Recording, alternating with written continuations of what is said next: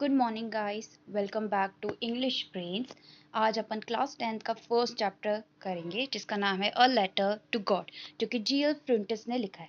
यहाँ पे अपन एक फार्मर की बात करेंगे जिसका नाम है लेंचो, जो कि चाह रहा होता है कि उसने जो भी हार्वेस्ट जो भी उगाया है वो अच्छी फसल आए इस बार। बट क्या होता है, बारिश आती है, बारिश के बाद ओले गिरते हैं और उसकी पूरी की पूरी फसल खराब हो जाती है। इसलिए सारी की सारी फसल खराब होने की वजह से वो क्या है, भगवान को एक लेटर लिखता है और इसी पे ये स्टोरी है। तो चालू करते हैं अपन। The house, the only one in the entire valley, set on the crest of a low hill. यानी कि जो लेंचो का घर था वो पूरी वैली में अकेला घर था, जो कि छोटे से हील पे, टॉप पे था। और उस हाइट से वो वहां से रिवर्स, उसकी फील्ड्स को देख सकता था जिसमें फ्लावर्स उग रहे थे और जो प्रॉमिस करती थी कि यहाँ इस बार अच्छी हार्वेस्ट हुई है। The only thing the earth needed was a downpour और एटलीस्ट अ शावर। तो जो बस एक ही चीज वहां पे जरूरत थी, एक ही चीज की, और वो थी कि बारिश हो जाए। Through out the morning Lencho knew his fields intimately, has done nothing else but see the sky towards the northeast। तो पूरी सुबह जो लेंचो होता है वो कुछ भी नहीं करता, बस जो अपनी फील्ड्स को बहुत ही ज्यादा अच्छे से जानता है। इंटीमेटली का मतलब है यहाँ पे जो बहुत ज़्यादा अच्छे से जानता है, उस वो कुछ नहीं करता और सिर्फ आसमान की तरफ ही देख रहा होता है। Now we are really going to get some water. The women who was preparing supper replied, Yes, God's will। तो लेंचो जो होता है अपनी वाइफ से कहता है कि अब हाल अब चलो, बारिश होने ही वाली है, हमें पानी मिल ही जाएगा। तो जो वुमेन जो खाना बना रही होती है, प्रिपेयर कर रही होती है, वो कहती है हाँ, अगर भगवान चाहे तो, यानी कि भगवान की दया हो तो हाँ, बारिश हो जाएगी। The older boys were working in the field, while the smaller ones were playing near the house until the women called to them all, come for dinner, it was during the meal time। तो जो बड़े लड़के थे Lencho के, वो fields में काम कर रहे थे। जो छोटे थे वो पासी के घर पे खेल रहे थे, जब तक जो औरत है, जो विमेन है, वो उनको बुलाती कि चलो आ जाओ, खाना बन गया है। तो it was during the meal time that, just as Lencho has predicted, big drops of rain began to fall। तो मील टाइम पे जब वो खाना खाने लगते हैं तब क्या है, बारिश होने लगती है। बड़ी बड़ी बूंदें बारिश के नीचे गिरने लग जाती है। In the north east huge mountains of cloud could be seen approaching। तो नॉर्थ ईस्ट साइड से बादल दिखने लग जाते हैं कि भाई बारिश के बादल आ रहे हैं। The air was fresh and sweet. जो हवा जो थी वो बहुत ही ज़्यादा ताज़ा थी और मीठी मीठी सी थी, यानी कि बहुत ज़्यादा ठंडी ठंडी हवाएं चल रही होगी उस वक्त। The men went out for no other reason than to just have pleasure of feeling the rain on his body। तो जो वो आदमी होता है, यानी कि लेंचो, बिना किसी रीजन के बाहर चल जाता है, जस्ट टू फील वो रेन ड्रॉप्स उसकी बॉडी पे गिरे, यानी कि बारिश के मजे लेने के लिए वो बाहर चल जाता है।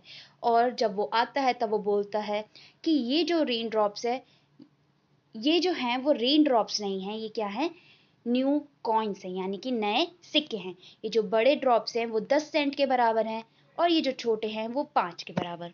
With a satisfied expressions, he regarded the field of a ripe corn with its flower draped in a curtain of rain।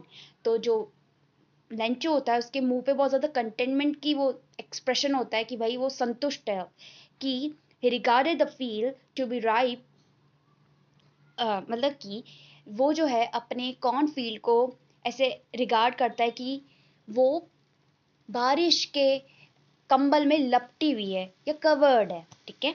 But suddenly a strong wind began to flow and along with the rain very large hailstorms began। But एकदम से बहुत ही ज्यादा जोर की हवा आने लग जाती है बारिश के साथ, और ओले भी गिरने लग जाते हैं। हेलस्टोन का मतलब होता है ओले गिरना, जो बर्फ के ओले गिरते हैं वो। These truly did resemble new silver coins। और ये जो थे, ये तो भाई सच में अब सिल्वर कॉइन्स के जैसे ही दिख रहे थे।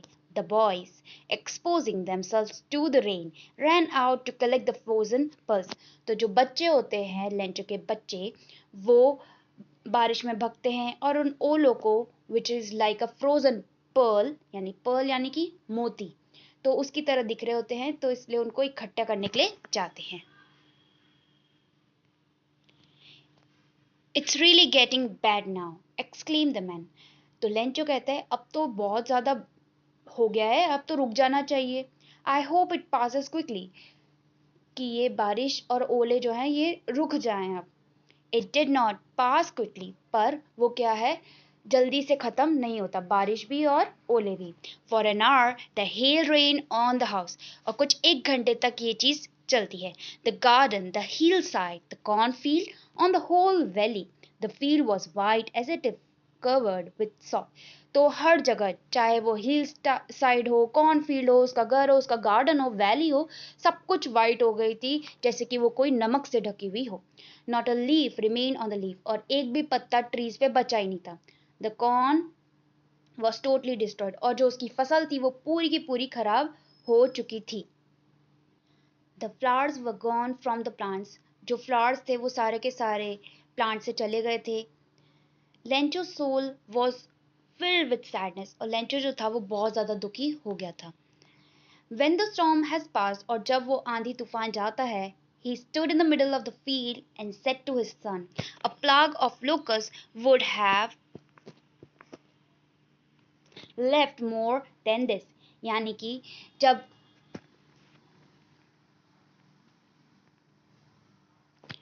जब ये सब आंधी तूफान चला जाता है, तो वो फील्ड के बीचों बीच जाके ये कहता है कि अगर यहाँ पे लोकस्ट होते हैं ग्रास होपर के जैसे, ठीक है, तो यहाँ पे प्लाग का मतलब ये है कि जब ये इंसेक्ट्स माइग्रेट करते तो बहुत झुंड में आते हैं, है ना। तो वैसे ही अगर वो झुंड आता, अगर लोकस्ट का या ग्रास हॉपर्स का, तो भी वो कुछ ना कुछ इससे ज्यादा ही छोड़ के जाते। The hell has left nothing, और ये जो ओले बारी हुई थी इससे कुछ भी नहीं बचा है। This year we will have no corn, और इस साल हमारे पास कोई भी कॉर्न नहीं होगा। That night was a sorrowful night, और वो रात जो थी वो बहुत ही ज्यादा दुखद थी। All our work for nothing, इतना सारा उन्होंने हार्ड वर्क किया और किस लिए, कुछ भी नहीं। There no one who can help us, यहाँ पे कोई भी नहीं है जो अब हमारी हेल्प कर सके, और इस साल हम भूखे रहेंगे। ये पहला पार्ट था। सेकंड पार्ट भी अभी कर लेते हैं। But in the heart of all who lived in that solitary house in the middle of the valley, there was a single hope, help from God. पर सबके सब लोगों के दिलों में एक होप थी, और वो थी कि गॉड हेल्प करेंगे अपनी। Don't be so upset, even though this seems like a total loss. Remember, no one dies of hunger. तो डोंट बी सो अपसेट, ज़्यादा दुखी मत हो। ज़रूर ऐसा लग रहा है कि कुछ भी नहीं बचा है, सब कुछ ख़त्म हो गया है, पर याद रखना, कोई भी भूख के मारे नहीं मरता है। That's what they say, no one dies of hunger. ये वो लोग कहते हैं कि कोई भी नहीं मरता भूख से। All through the night Lent thought only of his one hope, the help of the God, whose eyes, as he had been instructed, see everything, even what is deep in one's conscience। तो पूरी रात Lencho कुछ भी नहीं, बस भगवान के बारे में सोच रहा होता है कि भगवान हमारी हेल्प करेंगे, जो सब कुछ देख सकते हैं, जो इंसान के अंदर तक देख लेते कि वो इंसान अच्छा है कि नहीं, उनको तो पता ही होगा क्या करना है आगे, तो वो ही हमारी हेल्प करेंगे। Lencho was an ox of a man, working like an animal in the field, but still he knew how to write। तो लेंचो जो था वो बहुत ही ज़्यादा हार्ड वर्किंग इंसान था, ठीक है। ऑक्स ऑफ अ मैन का मतलब यहीं पे यही है कि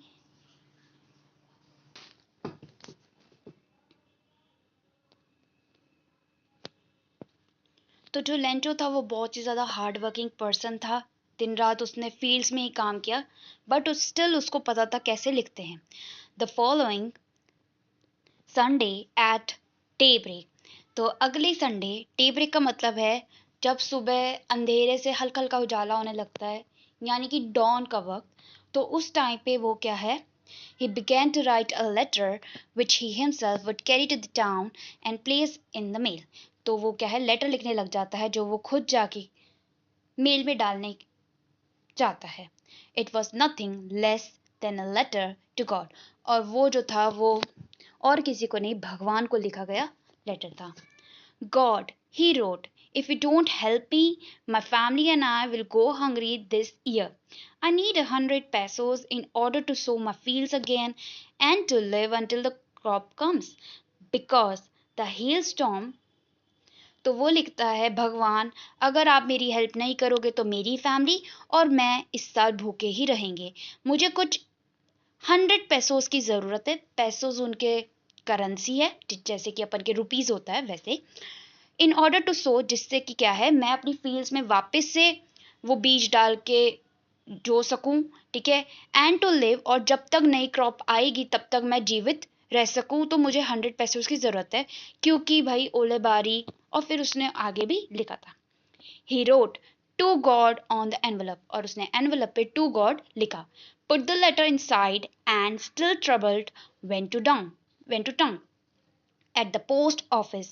He placed a stamp on the letter and dropped it into the mailbox.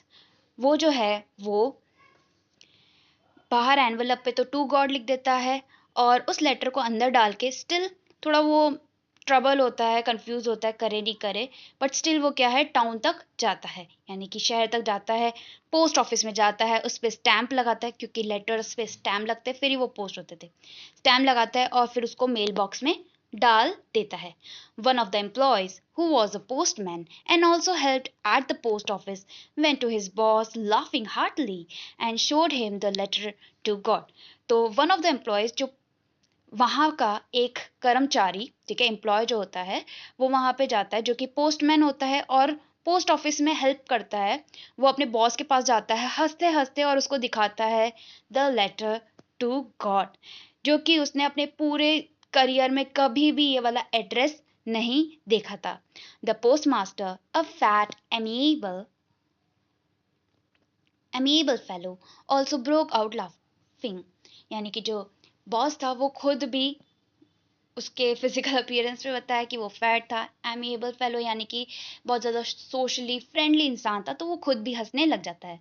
But almost immediately he turn serious and tapping the later on his desk commented, पर एकदम से वो सीरियस हो जाता है और अपने लेटर पे, जो कि डेस्क पे पड़ा था, उस पर टैप करने लग जाता है फिंगर से और बोलता है, What faith! I wish I had the faith of the man who wrote this letter, starting up a correspondence with God. तो वो कहता है, क्या ही विश्वास है, काश मेरे पास भी ऐसा विश्वास होता जैसा इस आदमी का है जिसने ये लेटर लिखा है। Starting up a correspondence with God, यानी कि भगवान से बातें बातें करने की कोशिश की गई है यहाँ तो। So in order not to shake the writer's faith in God, तो इसलिए भगवान पे जो विश्वास है उस इंसान का वो टूट ना जाए, इसलिए जो पोस्ट मास्टर होता है वो एक आइडिया के साथ आता है और सोचता है कि मैं क्या है इस लेटर का आंसर करूंगा। पर जब वो उसे खोलता है तो वहां पे लिखा होता है that it was evident that to answer it he needed something more than goodwill, पर वहां पे बहुत ज्यादा क्लियर था कि अगर उसको ये लेटर को आंसर करना है तो उसमें गुडविल से आना, गुडविल से ज्यादा, यानी कि कुछ अच्छा करने का वो रखना,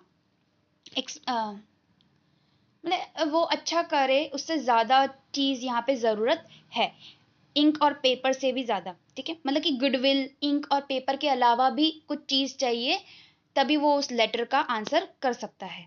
but he stuck to his resolution, पर जो उसने सोचा था, जो उसने ठाना था, वो उस पे बना रहता है। ही asks for money from his employees. He himself gave a part of the salary, and several friends of his were obliged to give something for an act of charity.